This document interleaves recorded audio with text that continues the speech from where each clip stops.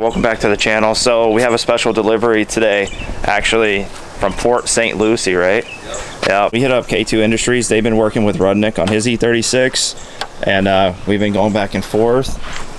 Look at those. So we got an over fender kit for the E36. This is nice. This looks. So what's like ABS or what materials are these? This is fiberglass, but we also sell ABS. We literally just started selling ABS maybe like 2-3 days ago, actually. Yeah, no, this is sick. This is exactly. This is gonna look good. Do you know how many mils these are? Oh, 30? Oh, these are gonna be sick. They're such a big over fender compared to like what I'm used to, like S chassis and stuff. Oh, dude, I'm gonna keep them white. I'm just gonna do it. Yeah. No, I'm excited for it for sure. A lot of people just keep it how it is. We try to get the best gel coating and make them look as nice as possible. No, they feel really like, you can tell they're higher quality because, wow, yeah, they're thicker than Rudnick, dude. You need to hit these guys up. These things are nice. I don't know what he's running on his car, but his are not like that big. Yeah, no. Nicer stuff. Dang. When you break yours, get a set of these, dude. These are definitely higher quality. No, these are nice. Do you guys manufacture these, or you work with somebody? We work with somebody in Poland. We're their only seller here in the United States. What brand are these? Are they like your house brand? It's basically our house brand. Yeah. Dude, that's sick. I'm super excited for that. Yo, we got the clear taillights. These guys really hooked it up. This is gonna be crazy. Rudnick got a set too. So they hooked us up with for my car and Ruddy's car. So I'm gonna be flying out to Jersey with this box. That's my carry-on. I'm gonna give those to him so I can run them at the Invitational. These are sick. So huge shout out to these guys. They hooked it up for sure. We're gonna be working alongside them for quite some time, hopefully. Gotta support the Florida boys. Yeah, definitely. I appreciate it, man. So if you guys need anything, you're mostly like Euro based, right? Euro based. We're trying to get into the JDM market. Right. But we've been doing mostly BMW, Mercedes, Volkswagen. Yeah, definitely. So we're stepping it up. Yeah, for sure. So obviously link will be in the description for their website. If you guys have BMW or any Euro style car, go check them out. They tell them one of the Chris's sent you, and they'll take care of you. But yeah, super good quality stuff. Because we did the I hit you guys up about doing the duck bill and stuff for Chris's car. We got all that on, and that came out good. And then we now we're going to be doing the over fenders. So I'm going to do a instructional install video on this for you guys. There, they look so good. Hell yeah! Huge shout out to K2 Industries. Cannot wait to get this car painted and the overs on it. Oh man, super stoked. All right guys, so we're back on the E36. So in the last clip you seen, K2 Industries came through today, dropped off the over fender kit, the clear tails for the E36. I had some stuff to do today, hung out with the family. So we have a little bit of sunlight left.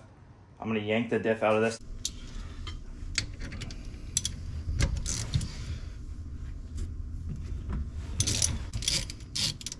The coilover is leaking. Doesn't surprise me. Look, check this out. The max peating coil, literally 0 miles on them, on and off the trailer. It's already leaking, so that's good. Excellent. Definitely gonna be getting some coilovers.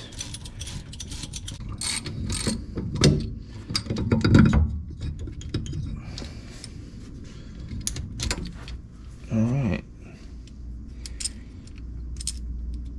Passenger side axle is unbolted. And we have to also disconnect these sway bar mounts, rear sway bar mounts. So we can drop the sway bar down to get to the rear mounting bolts on the subframe. Just gives you a little bit more clearance to get in there and get a socket on it. So that's what we're gonna do now.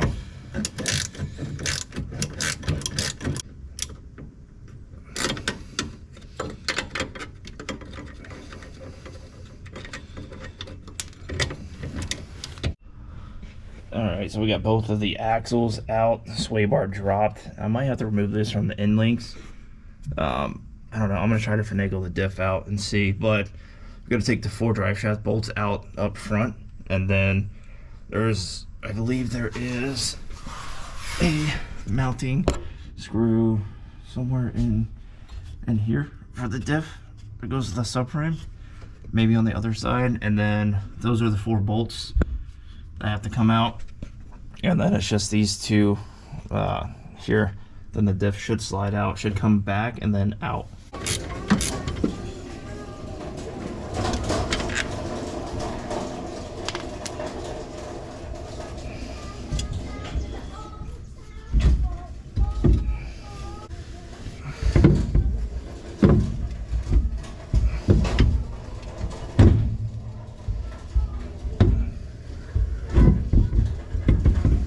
So we got it out. So it's a 391, as I did research and knew it was a 391. But we are going to go ahead and get this diff cover off and get this thing welded up, put it back in the car.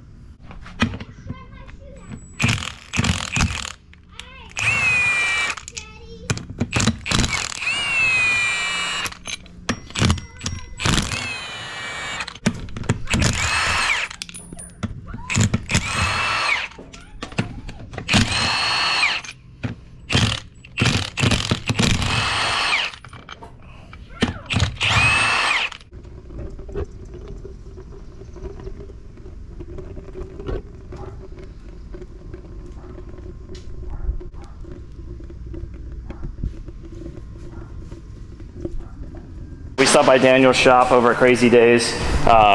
He's going to be doing a diff for me today. Also brought the Colorado over. He hasn't seen it in person yet. What do you think of the Colorado? Clean. It's not a show truck, but it's definitely okay. Nothing crazy. It's clean. So we got the diff out of the E36. As you guys seen the previous clips, we're gonna make a plate for it. Goes in here, and then he's gonna do his magic and weld it, flip it, do the same thing to the other side. I have to order hardware for the over fenders because I want to do nut certs, and I also have to get a welder to my house because I need to put in filler panels on both taillight corners so the rib nuts have something to bite to because there's a little rust in the corner. So definitely looking at welders, probably going to pick a cheap one up so I can weld in some metal. I don't need nothing crazy, but I need to get that done. That way we can get over fenders on that.